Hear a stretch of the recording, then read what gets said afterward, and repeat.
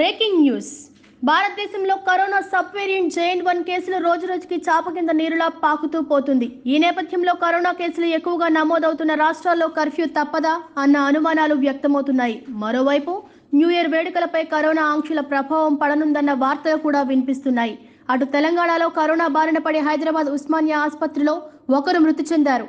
కాగా ప్రజలందరూ తప్పక మాస్కులు ధరించి కరోనా వ్యాప్తికి అడ్డుకట్ట వేయాలని ప్రముఖులు విజ్ఞప్తి చేస్తున్నారు.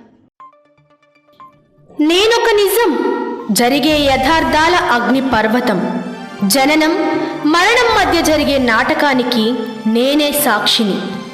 సగటు మానవుని గొంతుక నేను. మీ అందరి కోసం ప్రతి గడియ పనిచేస్తూ గళం వినిపించే G9 న్యూస్.